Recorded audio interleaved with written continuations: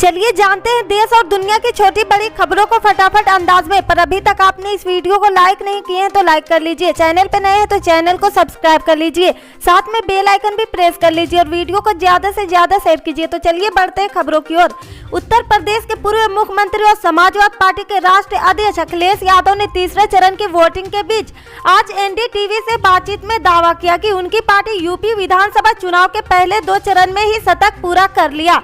उन्होंने कहा कि पहले के 2 चरणों में उनके गठबंधन को 100 से ज्यादा सीटें मिलेगी। उत्तर प्रदेश में आज तीसरे चरण में 16 जिलों कुल 59 सीटों पर मतदान हो रहे हैं। साल 2017 में इनमें से मात्र 9 सीटों पर ही सपा को जीत मिली थी, जबकि बीजेपी ने 39 सीटें जीती थी। हालांकि सपा इस बार उत्साहित नजर आ रहे हैं। राज्य की सत्तारूढ़ बीजेपी के लिए सबसे बड़े प्रतिद्वंद्वित के रूप में देखे जाने वाले अखिलेश यादव ने अपने चाचा शिवपाल सिंह यादव के विधानसभा क्षेत्र से जसवंत नगर में वोट डालने के बाद एनडीटीवी से बातचीत की। उन्होंने कहा कि 2 चरणों में शतक लगाया और अगले 2 चरण में ही समाजवादी पार्टी के गठबंधन सबसे आगे होंगे।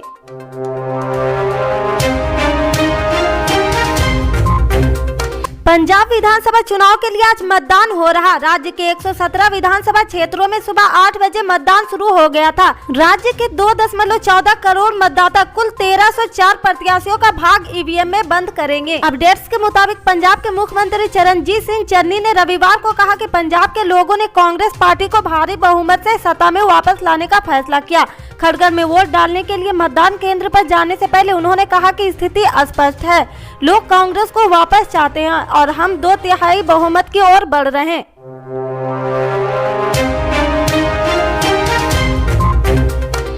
कांग्रेस के प्रदेश अध्यक्ष नवजोत सिंह सिद्धू ने आज वोट डालने के बाद बादल परिवार और पूर्व सीएम कैप्टन अमरिंदर सिंह पर हमला बोला। सिद्धू ने कहा कि एक तरफ माफिया कैप्टन अमरिंदर और प्रकाश सिंह बादल के परिवार जिन्होंने पंजाब के कोस्ट पर निजी स्वार्थ से बंधे होकर अपना व्यापार चलाया और पंजाब को दीमक की तरह चाटा, दूसरी तरफ उस सिस्टम को बदलने की राह चलने वाले पंजाब को प्यार करने वाले सिद्धू अमृतसर पूर्व से कांग्रेस के उम्मीदवार हैं। उन्होंने एएनआई से खास बातचीत में कहा कि लोगों से सावधानी से मतदान करने की अपील की और कहा कि राज्य ने एक पीढ़ी का आतंकवाद और दूसरी पीढ़ी को ड्रग खतरे में डाला है। आज लोग को बदलाव लाने के लिए बड़ी संख्या में वोट करने होंगे। पंजाब के सभी 117 विधानसभा सीटों पर मतदान हो रहा, जहां कुल मतदाता 2.15 करोड़ से अधिक है। कुल 24,740 मतदान केंद्र बनाए गए। वहीं आम आदमी पार्टी के सीएम पद के उम्मीदवार भगवंत मान ने एएनआई से कहा कि पहले किसी और को वोट देते थे, आज शायद लोग अपने आप को वोट करेंगे। पूरे पंजाब में लोगों का मिजाज एक जैसा ही है, अच्छे नतीजे आएंगे, बहुमत की सरकार बनेगी।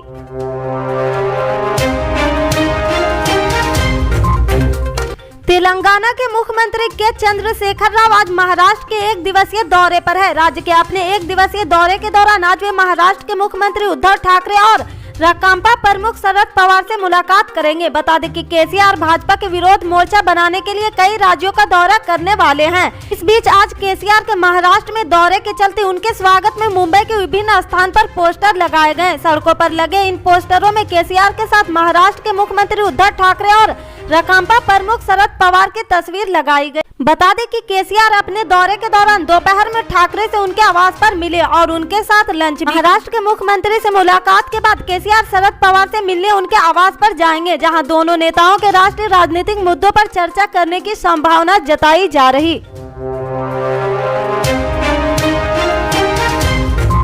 चुनाव आयोग से इस सप्ताह की शुरुआत में बीजेपी विधायक टी राजा सिंह को उत्तर प्रदेश विधानसभा चुनाव के संदर्भ में जारी वीडियो संदेश के लिए नोटिस दिया है। चुनाव आयोग ने उनसे स्पष्टीकरण मांगा कि उनके खिलाफ कार्रवाई क्यों नहीं शुरू करनी चाहिए। वहीं अब आयोग ने टी राजा सिंह को 72 घंटे तक चुनाव प्रचार, सार्वजनिक जुलूस, सार्वजनिक रैलियां, मीडिया पर सार्वजनिक भाषण देने पर प्रतिबंध भी लगाया। विधायक टी राजा सिंह पाबंदी की यह समय सीमा 19 फरवरी यानी शनिवार शाम 6 बजे शुरू हो गई थी और गौरतलब है कि तेलंगाना के विधायक ने चुनाव आयोग के नोटिस पर अपना जवाब दाखिल करने के लिए समय मांगा था। उन्होंने शनिवार दोपहर 1 बजे तक का समय दिया गया था, लेकिन उन्होंने जवाब नहीं दिया। गौरतलब है कि हाल ही में तेलंगाना में बीजेपी विधायक टी राजा सिंह ने अपनी एक टिप्पणी से विवाद खड़ा कर दिया। राजा ने कथित तौर पर कहा कि उत्तर प्रदेश में योगी आदित्यनाथ सरकार के समर्थक में वोट नहीं देने वाले को चुनाव के बाद नतीजे भुगतने होंगे। इस मामले पर चुनाव आयोग ने टी राजा सिंह को नोटिस जारी कर जवाब मांगा।